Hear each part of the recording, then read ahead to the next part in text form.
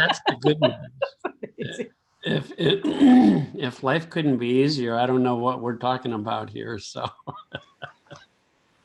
I mean, I've been looking my whole life for how to make my life easier. So it's been a long journey, and very fortunate that there have been wonderful insights along the way that have helped make life easier. Yeah. So how did you come to be where you are now? Well, when I was 22 years old, which was several lifetimes ago, I started teaching high school, and I was teaching 16, 17-year-old kids, and I looked younger than they did. And I remember what it was like for me in high school. It was not always easy. And what made it not easy wasn't so much the schoolwork as how insecure I was. I mean, it wasn't until I met my wife my sophomore year in college that I found a girl or a woman that I could speak to comfortably. And I was very shy. A lot of my friends find that hard to believe, but I was very shy and quite insecure, except when I did sports. And when I did sports, I had so much fun, and I did well, and I was comfortable. And it seemed like on the sports field or court, life was easy. But boy, it didn't seem that way for the rest of my life. And because I was so young, I had a lot of kids coming up to ask me about their problems, talk to me about their problems. And pretty soon I had lots and lots and lots of kids coming and confiding in me. So I became very, very interested in what can I teach people that will help them have an easier time in life. And it became my passion. I mean, I not only wanted to find it out for myself, but I genuinely wanted to find out what I could share with other people, whether it was friends or my kids, other people that would talk to me. And I just thought it would be really great if I could find something that would help anybody's life get easier. So that was my search, and it went on for many years. And eventually, after 6 years of teaching high school, which I loved, I decided to get my doctorate in psychology so that I could further pursue how to help people have an easier time of life. And so I became licensed as a psychologist after I finished school, and had been working for 10 years as a psychologist before I found what I thought really would make life easier for anybody. So that's my story. And how did you find that? Well, I was a searcher, so I read voraciously. I read several books a week, all of which claim to have the secret to life and how to make life easier. And I would try out their techniques. And one day I was in the bookstore yet again, buying several books. And one of the books was, the subtitle for the book was A Groundbreaking New Approach to Happiness. Now, I was very jaded at that time, and I had come across about 1,000 groundbreaking new approaches to happiness that seemed to offer a technique that would help me feel better for a little bit, but then I'd be right back caught up in my own insecure thinking. It's not to say they didn't help a little bit, they did. And but I was committed to working on myself. So it got to be probably 4 hours a day I was working on myself, trying to improve my well-being. And so then I found this book and I read it, and it touched off something very deep in me, and it didn't offer a single technique. It just says we're all suffering because we have, for centuries, had a misunderstanding about where psychological experience comes from. And got my attention. It was basically saying we're all thinkers. We're born thinkers. We think from the moment we're born until we die. And that very few people understand that whatever we think, we're going to experience or feel. Now, I had been a psychologist for 10 years, and no one suggested that 100% of our feeling and experience came from this power of thought, this power that keeps generating mental activity that as soon as we think it, we feel it.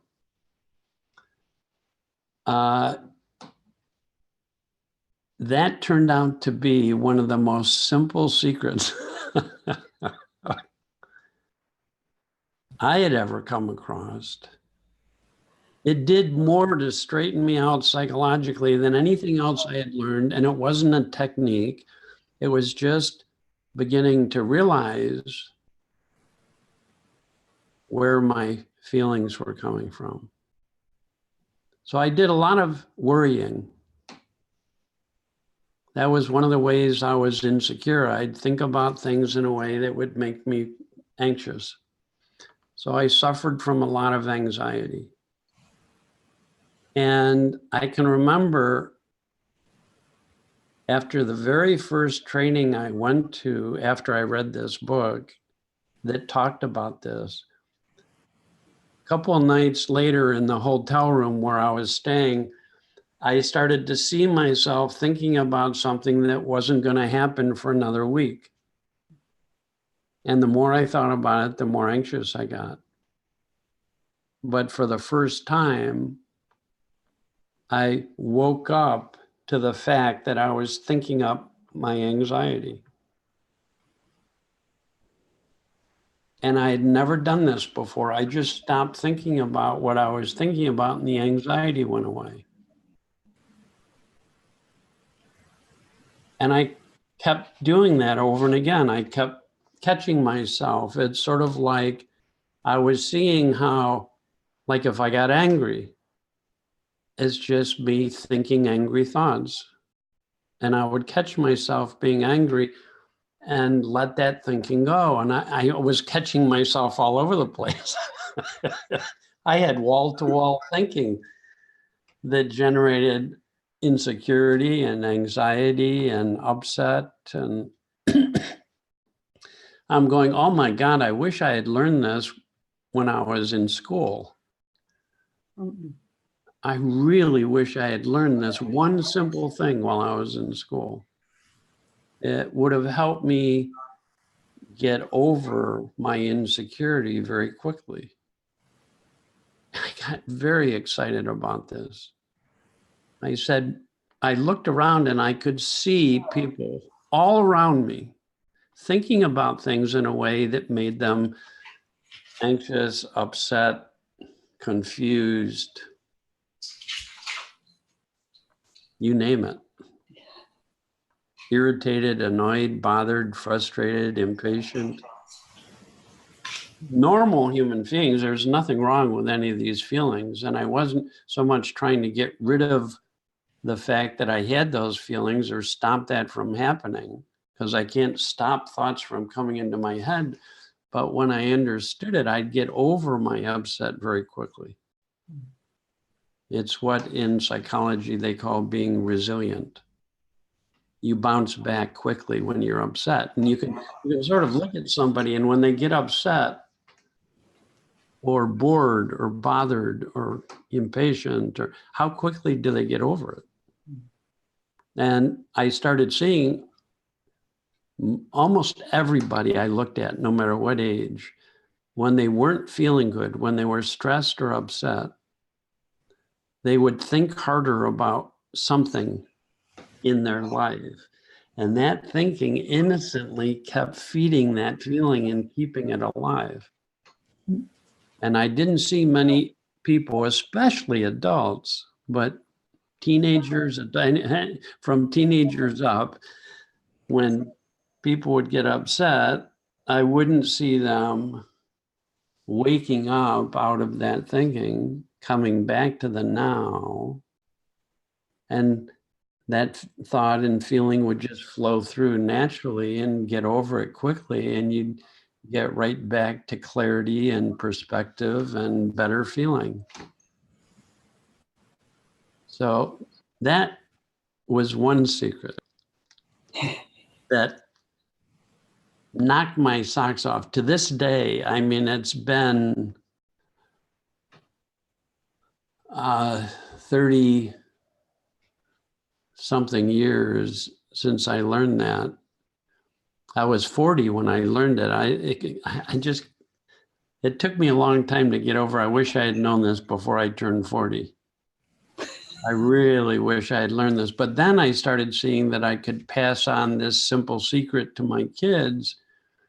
And after a while, it sunk in. And once it sunk in for them, they changed.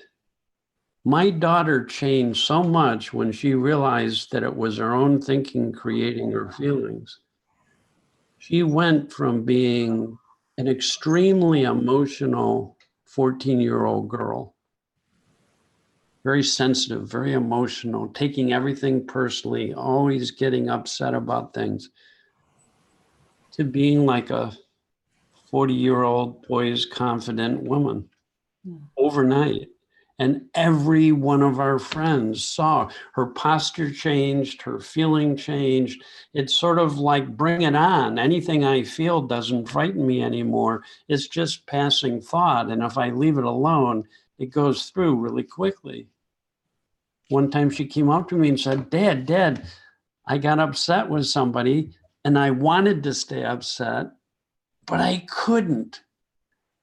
I knew I was just doing it to myself. Why would I keep thinking about this if it just keeps me feeling horrible? Why would I do that? It would be like if somebody came up to my daughter and hit her with a baseball bat, dropped the bat and ran away.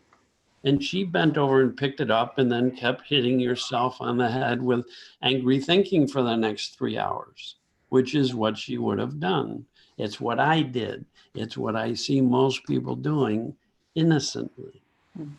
They just haven't learned where feelings really come from. It's very empowering. I've worked with a lot of teenagers, and it's very empowering to see teenagers catch on to this. It can change their life very quickly. It can help them learn a secret that most adults don't know very well. It can help kids begin to feel empowered. Well, really anybody, but when I've worked with teenagers, which I've done a lot because my heart was always into education and kids and helping kids and my own kids and now my grandkids. Listen, my grandkids are young, 2 and 10 and 14. Well, the 10-year-old and the 14-year-old, I say to my 14-year-old grandson,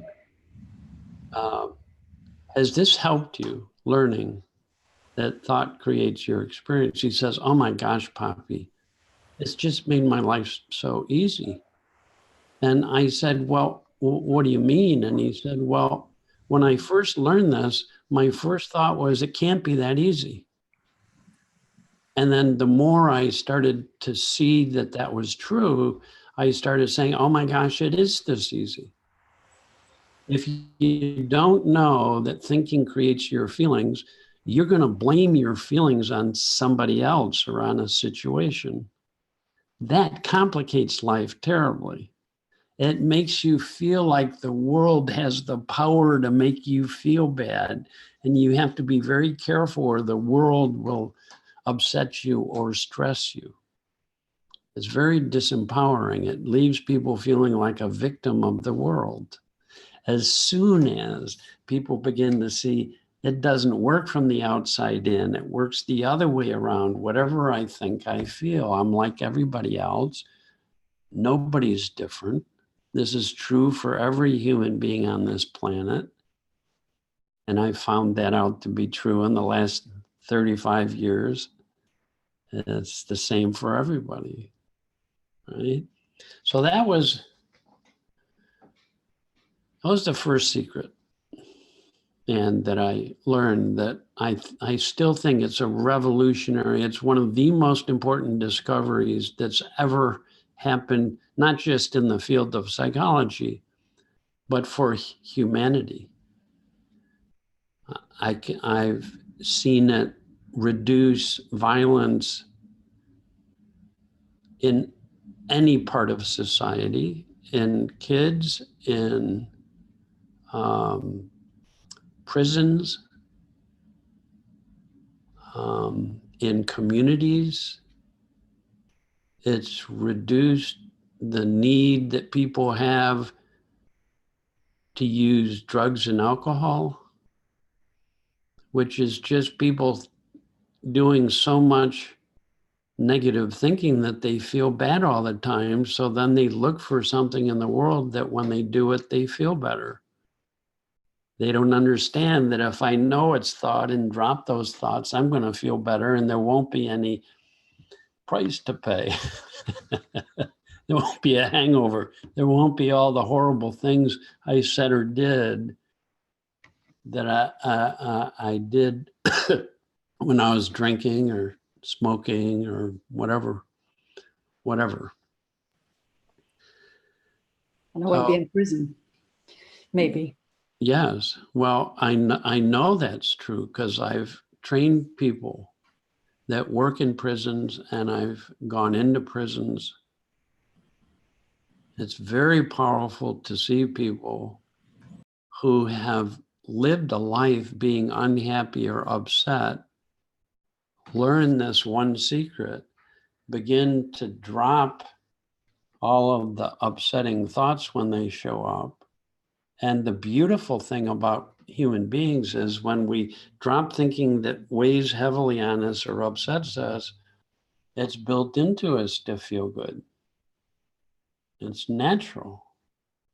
We all feel good when our head clears of thinking that makes us unhappy or upset. It's our default setting to feel good.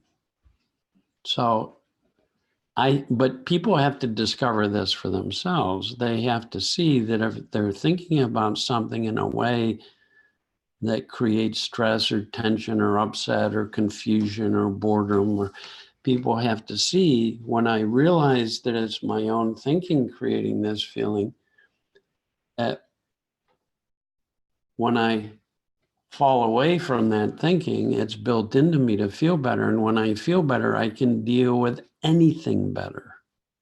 I can play sports better. It's called being in the zone. I can enjoy relationships and have a really nice relationship with a person. Right? If I'm always thinking up unhappiness and blaming it on the other person, it makes it very hard to have a good relationship. I think that's why the divorce rate has been so high, certainly in the United States. So I've worked with lots of people in relationships where things weren't going well, where this has been helpful. And even if they do get divorced, they do it in a very different way. And they're much friendlier and kinder toward each other afterwards, really become very loving toward each other afterwards. So there's no downside for any of us living in well-being more of the time. So that's one secret. I have another one. Shall we pause at this point? I only have two. I'll just have a look and see if there's any. No, it's just Marnik said hello, but no other comments or questions. Anyone else Okay. would like to ask Any questions about this part? This would be a good place if there's, I mean, it's so unbelievably simple as you start to see it. See if anybody has any questions about this. Everyone's just taking it in, I think, at the minute. They're on bated breath, waiting for the second. The second. I've been ever since you kept saying, this is the first secret, and I was like, there's another one. There's another one. Doesn't seem like we have any. Am I in the right place? Let me just check. And also, if you want to, here we go. Someone has raised their hand. Let me have a look and see if I can work out who it is on this. Yeah, can you oh, it's Monique, yeah. So Monique, would you like to come on and ask a question, or would you like to type it in? We can let you come on. Ooh. If you... Can you hear me? We can hear you. Yes. Okay, I guess I don't think my camera's working, but oh, okay. Can you hear me? I just actually, it's so funny. I just posted a question on Facebook asking about some resources for teenagers, because I just had a conversation with a coworker who has a 19-year-old daughter who's in her first year of college, and she is so caught up in the drama of friends and boyfriends and what everyone thinks of her, and she's distraught and crying every night, and they're looking for a therapist for her and all this stuff. And I was kind of, you know, giving a little explanation about this understanding to the mom, and actually her response was, yes, that's very rational and everything, but my daughter is far from rational right now. Oops, I've done something wrong there, sorry. Don't know how I've done that. Oh no, here she is. There she is. Oh, you can see me now. Okay. Were you able to hear all that? Yes, yeah. yes. Okay. Yeah. So we're just looking for resources for a young adult or teenager for this understanding. It's like a book or something that she could read that she might be able to. It would be appropriate for that age group. And I heard Dicken talk about helping young people, and so I thought I would inquire. Perhaps you could listen to this video. I can see if she would be interested in that.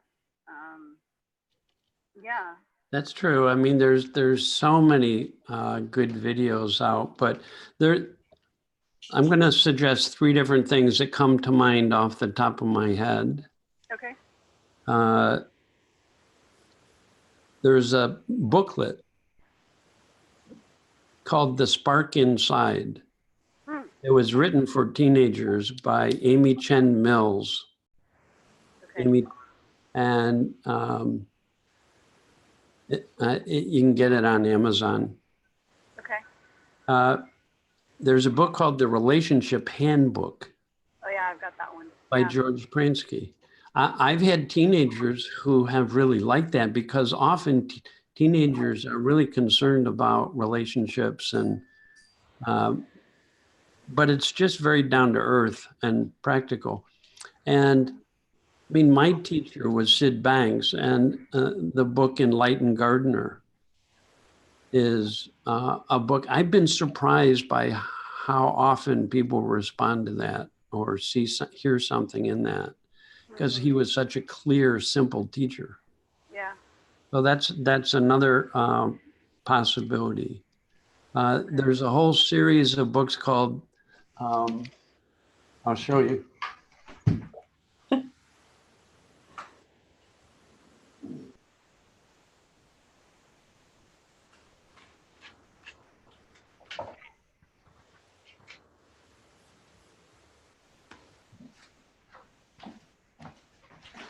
These are for younger kids, but I love them.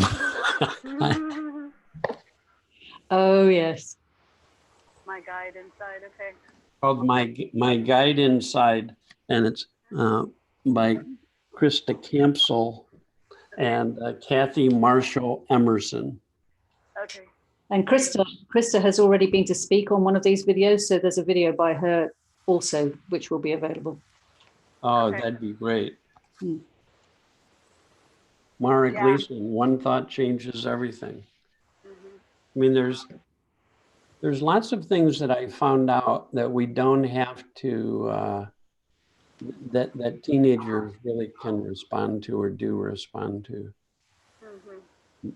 But it helps if they read something and then have someone they can just ask their questions to.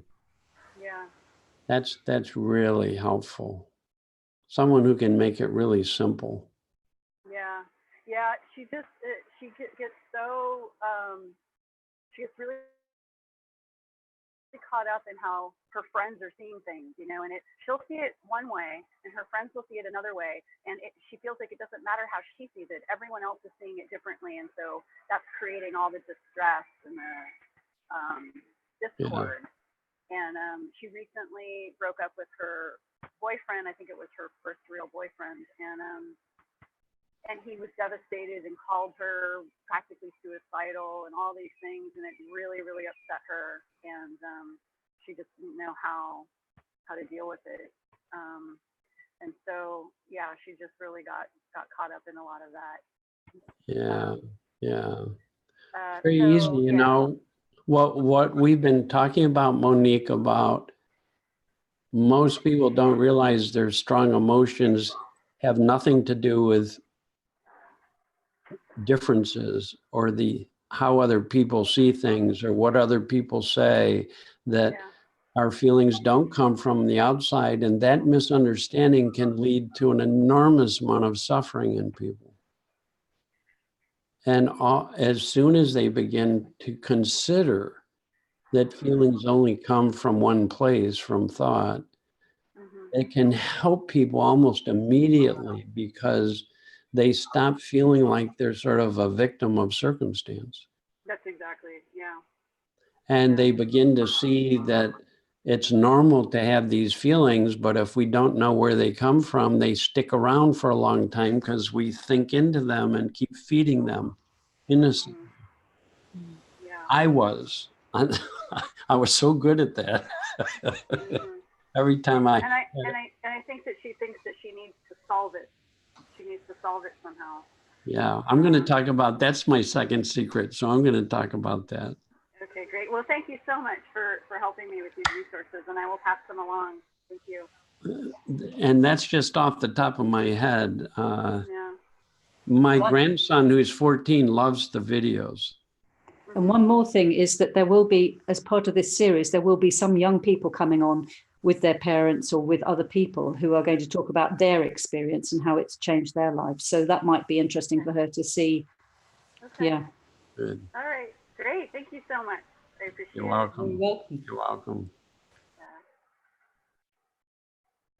Second secret. I'm going to use this phrase, that the second secret is that we all have a guide inside. With adults, I call it wisdom. With kids, I call it a guide or common sense.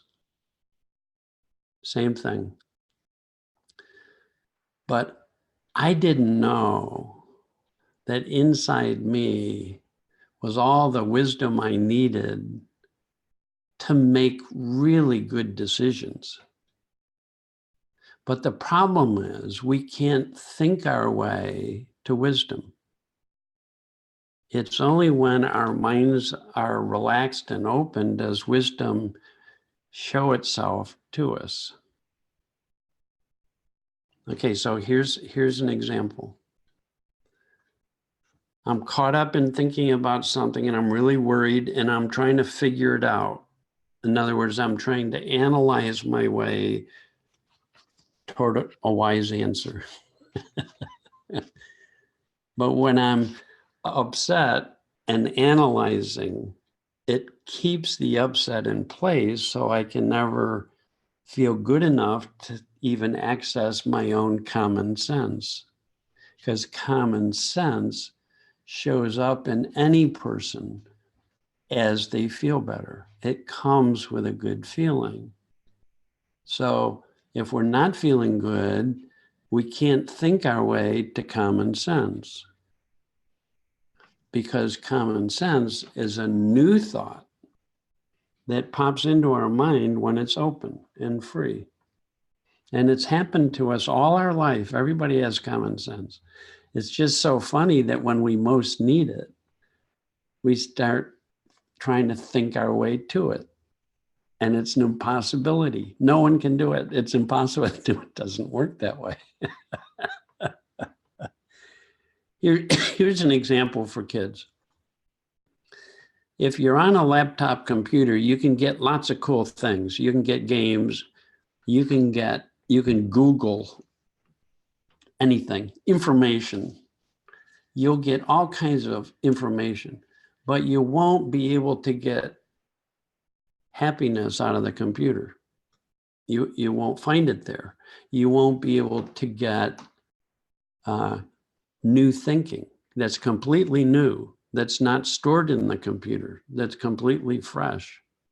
Common sense is new thinking. It doesn't come from the computer.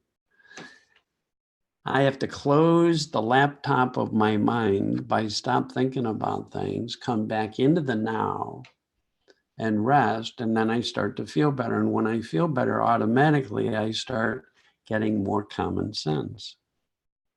In other words, when my mind clears, I start to feel better. When I feel better, I know better what to do. And it's always worked that way. People don't make their best decisions when they're caught up in their thinking and upset. No one makes good decisions then. People make really good decisions all the time when their head is clear and they go, oh, I know what I should do. Oh, this feels right. Oh, I should just do this. That's common sense. That's a new thought breaking in once the old thoughts are cleared out of our mind. As soon as our minds are clear, there's room for wisdom to break through. Okay, my favorite metaphor is when we're caught up in our thinking, that's like the clouds on a cloudy day or a stormy day. When we wake up to thought, it's like we discover that behind the clouds is blue sky, clear mind, wide open, the now, present moment. And when anybody is standing in the blue sky, they suddenly realize that the sun is there shining, and the sun brings warmth and nourishment. It brings warm feelings or feelings that uplift, and it brings nourishment, which is new thinking, common sense that's helpful. That's why we say that everybody has a guide inside, but nobody listens for it very often, especially when they need it. So when I get upset, which happens, is normal, we get thoughts that create frustration or upset or stress. That feeling now is very helpful. It's very friendly. Thank God I feel those feelings. It's like an alarm clock going off saying, close the laptop. Step away from your thinking. Get your hands in the air. Don't touch that thinking anymore. Take your hands off the keyboard, right? Come back to the now. And when we rest in the now, that old thinking will begin to fall away naturally. No technique, it just falls away naturally. And as it falls away, we start feeling better. And when we feel better, we'll find our answers. When we feel better, it's almost like the feeling itself is our guide, right? If I listen for this feeling, when my mind empties, I'm going to fill up with this feeling of well-being. I just start feeling better. Let's just call it that. We all have built into us to feel better. When our head's clear, we feel better. And when I feel better, I have way more perspective on things. It's way easier to make decisions. Now, as a kid, I would get really upset and then make decisions while I was upset. And so I kept getting into trouble because they were horrible decisions. And then I learned this, and I'm 40 years old, and finally I'm catching on. I'm going, oh, we make our best decisions when our head is clear and we feel good, and we make our worst decisions when we're stressed or upset trying to figure it out. I couldn't believe it. And again, now I'm going, how can it be that simple? When I first learned, how can it be this simple? That if I know that my thinking creates my feelings, I'll fall out of my thinking more often, more quickly. And as I do, I'll, without working on anything, without any technique, I'll start to feel better. And when I feel better, this guide will guide me. You know, that feeling will guide me through my difficult circumstances and through my life. I'll just have my own common sense. So when I work with teenagers, if they learn how to listen for and trust and follow their own common sense rather than their upset, impulsive thinking, they will become very mature, very wise, very savvy, very street smart. They'll make good decisions in difficult circumstances. And I've seen it again and again and again and again. So you put the two secrets together, and it's a home run for people. Beginning to wake up out of thinking that obscures our inner guide, our inner common sense, and make room for that inner light to shine through and bring us feelings that lift our spirits, make us feel better, and then thinking that helps guide us. Just, oh, this makes sense. This is what I need to do. This feels right. I was thrilled when my kids learned that. My goal was that they'd learn these two secrets before they left home. And I knew if they knew these two things, they would do really well as adults. They would not. When my son was 17 years old, we're driving around in the car, and he was really catching on to this. We can wake up out of thinking that makes us upset. He was getting very resilient, and he was learning to trust his own common sense more and more. And he says to me, we're driving around the car, and suddenly he says, Dad, my friends don't know how easy life can be. I say, what do you mean? He says, well, you know how quickly I get over my upset. My friends think there's something wrong with me. They think that I have to stay upset to show people how upset this made me. He says, but they tell me because I get over my upset very quickly that I must be lazy or I don't care. Because if I really cared, I'd stay upset, and I'd get more and more upset, and then I'd go take care of business while I was upset, which my friends do. They get enraged and then they go try and deal with somebody. And he says, now I do the opposite. I get upset, I get over it, I feel better, I get my common sense, and then I go take care of business. He says, it's not like I don't take care of business. It's not like I avoid dealing with stuff, but I do it from a completely different place that my friends do it. And they're struggling and having difficulty and always upset, and I'm not. So it's pretty ironic that they think there's something wrong with me and that I should be more like them. You see. So you mean I've got to change the name of this now then to The Secrets of Everything? instead of the secret of I everything. had trouble narrowing it down to just one, and for me to narrow it down to two is pretty good, let me tell you. But these are the two. These are the two things I wanted my kids to know before they left home. And boy, has it made a difference. They've led really good lives. They have wonderful spouses and kids, and they're wonderful parents. And this continues to help them every day as parents, because they get upset like anybody else. But if they know it's just low quality thinking and they don't act on it, it doesn't create any problem. And they'll just wait until their head clears, sometimes seconds, sometimes a minute. And that's all it takes to begin to get common sense again.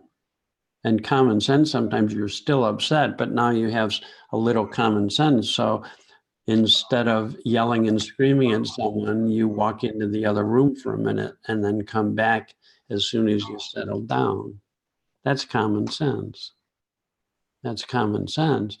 When I learned this at 40 as a parent with a 13-year-old and an 8-year-old, I just stopped fighting and arguing with my kids. I still had those feelings, but I would wait a little bit until I had a good feeling in my common sense, or I'd at least wait until I had common sense. Even if I was still in a low mood, you can gain common sense in a low mood, right? Then you can still be kind when you're in a low mood. It's not like we have to wait until we're always feeling wonderful. We can still be kind in a low mood. All we have to do is take responsibility for our experience instead of blame it, and listen for that little feeling voice inside that guides us. So I wish that for everybody, Ann. I really do. I wish it for every single human being. Is these two secrets. I call them secrets, not because they're secret, but people have to discover for themselves. A person has to discover for themselves that they're a thinker and that it really is true, that every thought we have creates a feeling, and that's where our feelings come from. And as our thinking changes, our feelings will change. People have to see that for themselves. They have to realize that for themselves. And people have to begin to realize that when our head's clear, we do have wisdom available to us. The same wisdom that's available to any human being. No one has more access to wisdom. It's just whether we listen to it or not. Still there. The sun is still there for everybody, right? So it's the same wisdom as when I say it's within everybody. I mean everybody has. It's already. That's a different thing from intelligence. It's a different kind of intelligence. For a long time, we thought IQ was what determined a person's intelligence. Now, even at universities like Harvard, they say IQ is a poor measure of how life intelligent someone is, because you can have a very high IQ and not listen to or access your common sense. All right. And without common sense, which is a deeper kind of knowing or intelligence, it's hard to deal with life and relationships and difficult circumstance. I can't see that there's any other questions just yet. If there's anyone else would like to ask a question, you can type into the chat box or you can raise your hand. And in the meantime, there was something that came to me, Dicken, which was, I wonder if children and teenagers who have this understanding, who start to get this understanding, might have any struggles at school with teachers, for example, because I remember at school we were taught that thinking was very important, and that we should think more, not think less. Yes. Well, we need to think more with the kind of thinking that pops into our mind when we're not using our mind the other way. Mm. So we're still wanting to access thinking, but we want to access a higher order of thinking, a wiser thinking. And everybody has wise thinking. All great scientific discoveries have come to people in a moment when they're reflecting on a problem or not even thinking about it, and then a new thought, an insight comes in. So we want people to think insightfully. So if we just say, it's not really that you want to think less, is that you want to do less thinking that's not helpful. You want to do more thinking that's helpful. You want to learn how to use your mind wisely. And as soon as we feel tension or stress, it's letting us know we're not using our mind very wisely. We need to let go of computer thinking so that this deeper wisdom thinking can emerge and guide us and help us. And we want much more of that kind of thinking. So we're not necessarily just looking for less thinking, we're looking for a higher quality of thought, right? Where low quality thought is normal, but it's like you eat good food, and then when it sits around for a while, it starts to smell, and it's garbage. And we've learned that it's healthier if you eat good food than if you eat garbage. And psychologically, people are eating garbage thoughts all over the place. And I didn't know that when I'm stressed and angry, it's normal to have garbage, but you don't want to eat it. So when I feel upset or stressed, I don't want to pay attention to that thinking and keep thinking about it. I want to let it flow through. That's putting the garbage in the trash.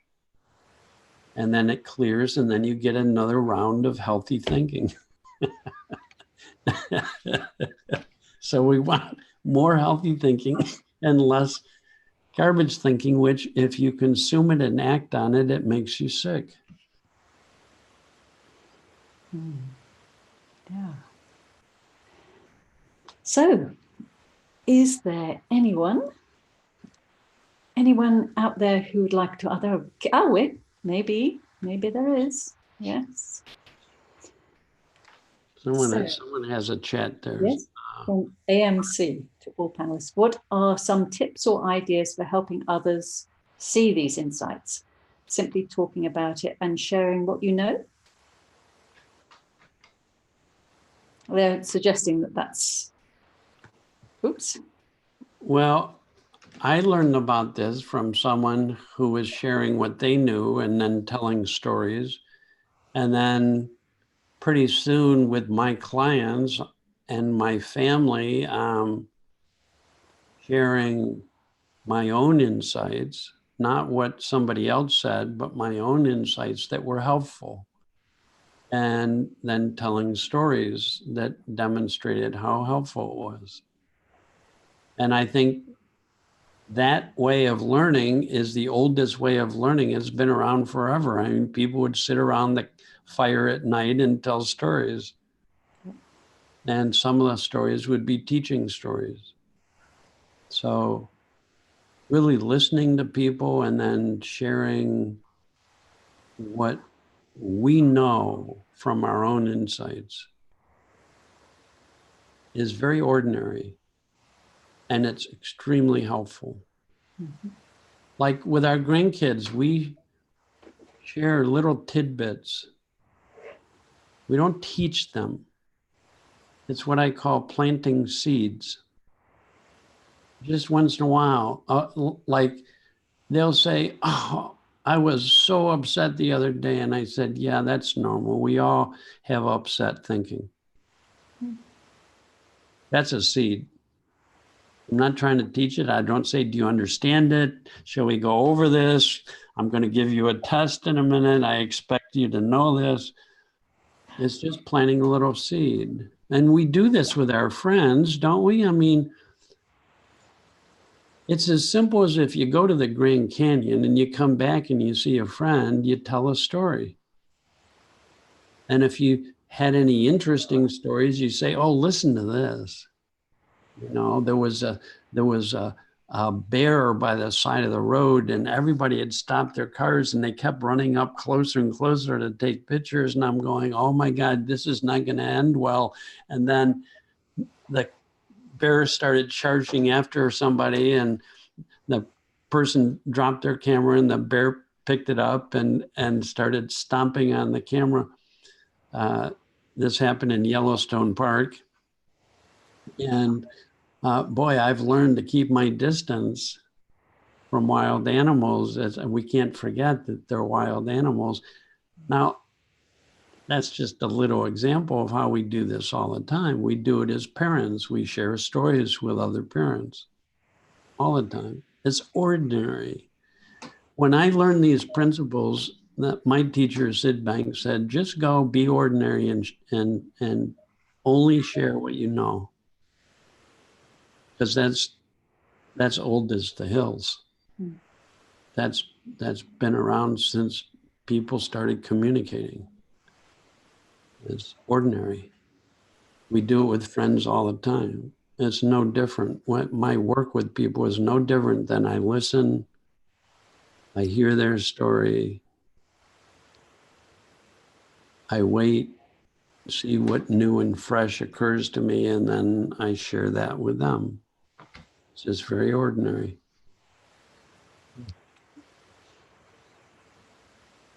I made the bad mistake when I first learned this to think I should just run up to my kids when they were in a low mood and try and teach them what I was learning. Right? And they put up with it for about 2 weeks. And finally, they came to me together and said they had been talking, and they've decided that if I say one more word about thought or moods, they were going to run away. And they would have. My 14-year-old daughter at that point was very stubborn and strong-headed, and I could see her running away. So I said, I'm very sorry. And I said, I promise you, I won't say a word about this unless you ask me. And I didn't for 6 months. But I had to live it. And they saw me becoming more present, more kind, more loving, more open. I stopped bringing my garbage thinking and dumping it all over them, expecting to get good results. Right? And they noticed it after a while, and they started saying, you know, you and mom are different than the parents of our friends who all the time are arguing and yelling, and you guys don't even do that anymore. And then they wanted to know what I knew. And then they were all ears. And then my daughter had her massive insight. Right? And my son was like me, just gradually picked up on this over time. Just lots of seeds. But my wife and I learned not to preach, just to share. No judgment, no expectations, no agenda. It's just a beautiful human thing. Share what you know. You do it with friends, so it's a friendly gesture. Listen, connect, share, listen, connect, share. That's what it is to be human. And AMC said, that's what I do, just share what I know. Wonderful. That is how truth is communicated, and that's always been how truth is communicated. in an ordinary way by ordinary people sharing what they know. I tried to share what my teachers were teaching, and it was horrible. I made a horrible George Bransky. I made a horrible Sid Banks. I tried. And when I gave that up and just got ordinary and became just Dicken Bettinger and shared my story and what I was seeing, it seemed to help you. And that was a good lesson. Really good lesson. And thank you very much, Dicken. That's been absolutely fantastic. And Really, really. And really great being with you and talking about this. And I hope at some point a bunch of teens are able to see this. And yeah, my heart really goes out to what it's like to be a teenager, especially these days. And boy, it's wonderful they can learn something that's so simple but so powerful. thank you all for being here. And thank you so much, Dicken. It's been really brilliant. And thanks to everybody who showed up. I was thrilled to see the list of people. We can see who's here, so that's really nice. it is. Thanks for coming. Okay. Bye. Thank you very much. See you again. Thanks for having Bye. me. Bye-bye.